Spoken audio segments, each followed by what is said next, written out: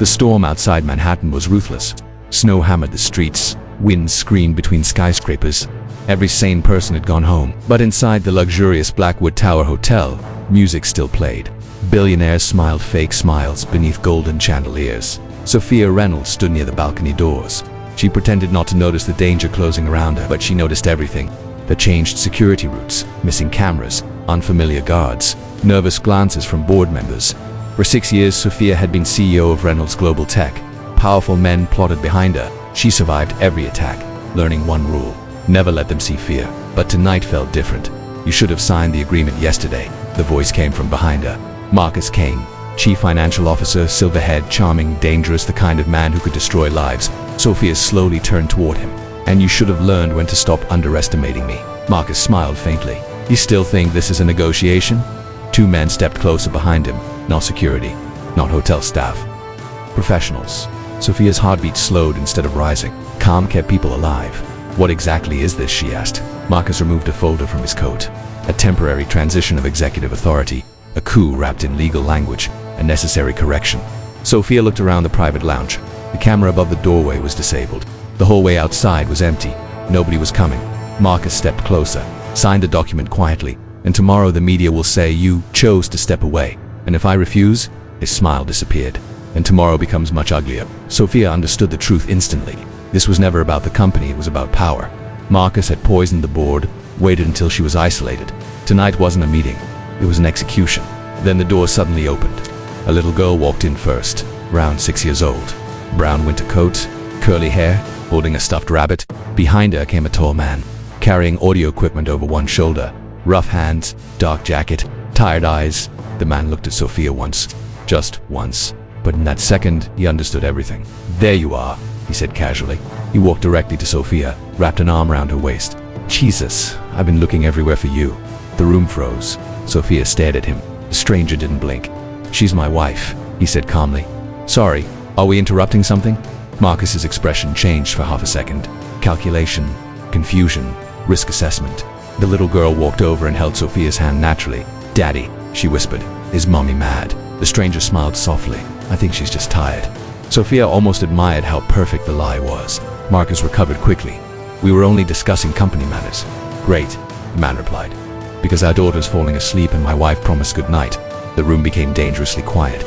Marcus couldn't push harder without creating witnesses, and questions were dangerous. Sophia realized exactly what the stranger had done. He had given her an exit. Marcus stepped aside slowly, of course. Family comes first. The stranger nodded politely. Then he guided Sophia toward the door like he belonged beside her. The little girl never let go. None of them spoke until they reached the service elevator. The moment the doors closed, Sophia exhaled. Who are you? She asked. The man pressed the elevator button. Name's Ethan Cole. That doesn't answer my question. It's the only answer you're getting right now. The little girl yawned. B.O. Can we go home now? Sophia looked at Ethan. B.O. My daughter can't pronounce dad correctly, he said quietly. Sophia looked at the child again. The girl smiled sleepily at her. For some reason, that almost broke Sophia harder than Marcus's threats. Outside, snow covered the streets in white silence. Ethan stopped beneath the streetlight. You can't use the hotel entrance, he said. Your people are probably compromised. Sophia narrowed her eyes. You figured that out quickly. You don't survive long by being stupid, you militarize a pause. Used to be. That explained the eyes. Cold, aware, always measuring danger. Sophia folded her arms against the freezing wind. Why help me? Ethan adjusted his sleeping daughter against his shoulder. Because you looked trapped. That's not enough reason. It is for me. A black taxi turned the corner. Ethan opened the door for her. Change your route twice. Don't contact your normal security team. Don't trust anyone from your board tonight. Sophia studied him carefully. Most people wanted something from her: money, power, influence. But Ethan looked like a man who expected nothing. And somehow that made him more dangerous than anyone else. You've just involved yourself in something ugly. Ethan shrugged slightly. Wouldn't be the first time. The taxi driver asked. Ma'am, where to? Sophia kept staring at Ethan. Then she said quietly, I think I owe you my life. Ethan shook his head once. No, he replied. You owe me nothing. Then he walked away carrying his daughter through the snow. Sophia watched him disappear into the storm. And for the first time in years, she didn't feel alone. The next morning, Ethan was making pancakes when someone knocked on his apartment door. He already knew it was trouble. He learned to recognize expensive silence. He opened the door. Sophia stood there alone. No guards, no assistants, no corporate masks, just exhaustion. I found you faster than expected, Ethan said. I have resources, I figured. Sophia stepped inside slowly. The apartment was small but warm. Books on shelves, tiny shoes near the couch, drawings taped to the refrigerator. A real home, something she hadn't had in years. The little girl peeked around the hallway corner. You came back? She said happily. Sophia unexpectedly smiled. Yes, she answered softly. The girl looked at Ethan. Can she stay for pancakes? Ethan sighed. Lily, you can't just invite yes, Sophia interrupted. Both Ethan and Lily looked surprised. Sophia sat at the tiny kitchen table while snow fell outside the window. It felt strangely peaceful. Then her expression turned serious. I need your help. Ethan leaned back against the counter. No, Sophia blinked. You didn't even hear the offer. I don't need to. She stared at him.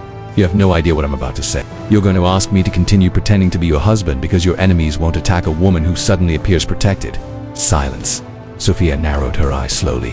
How did you figure that out? Ethan flipped a pancake calmly. Because if they wanted you gone quietly before, they'll want it even faster now. Sophia realized something uncomfortable. This man was smart. Very smart. What did you do before audio equipment? Ethan looked at Lily before answering. Things I don't do anymore. Sophia understood immediately. Former intelligence or military operations. Maybe worse. You'd be compensated generously, she said. Ethan laughed quietly. There it is. That's not an insult. It's not motivation either. Sophia stood slowly. Marcus Kane is going to destroy everything I built. That sounds like your fight. It becomes yours when they realize you helped me. That hit. Because she was right. Ethan looked toward Lily. His daughter sat coloring quietly. Safe, happy, unaware of dangerous people. That safety mattered more than anything. Sophia saw the hesitation in his eyes. Then Lily suddenly held up her drawing. 3 stick figures. One labeled me, one labeled B.O., and the third figure had long dark hair. Look, Lily said proudly. I drew our family. The room became completely silent. Sophia looked down at the drawing. Something twisted painfully inside her chest. Ethan rubbed a hand across his jaw slowly. Then he looked directly at Sophia. If we do this, he said carefully, my daughter stays out of it. Agreed. One mistake, and we're gone. Understood. No lies involving Lily. Sophia nodded once, stunned. Ethan studied her for several long seconds. Then finally, all right, he said quietly. We'll make them believe it. What began as an arrangement quickly became something neither of them expected. Board meetings turned into dinners. Fake appearances became real conversations. Sophia discovered Ethan noticed everything. Weaknesses, patterns, intentions, and Ethan discovered Sophia wasn't cold. She was exhausted. There was a difference. Lily attached herself to Sophia almost immediately. She waited for her after school, saved her a seat at dinner, even asked Sophia to help with homework. One night Ethan walked into the kitchen and stopped cold. Sophia sat beside Lily solving math problems, laughing softly at one of Lily's jokes. The sound hit Ethan harder than bullets ever had, because his apartment hadn't sounded like that since his wife died. Sophia looked up at him, and for 1 second, the pretending disappeared. Weeks later, Marcus finally made his move during a board meeting, but Ethan was waiting.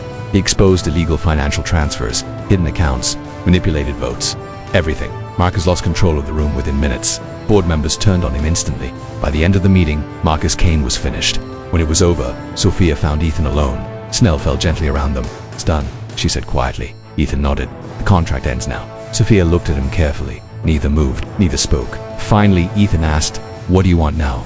Sophia opened her mouth, then stopped, because for the first time in years, she didn't know. Not power, not revenge, not victory, just this strange warmth she found in a tiny apartment with burnt pancakes and a little girl who kept drawing 3 people instead of 2. I think, Sophia said softly. I want something real. Ethan stared at her for a long moment. Then Lily suddenly burst out of the building lobby. Are we going home now?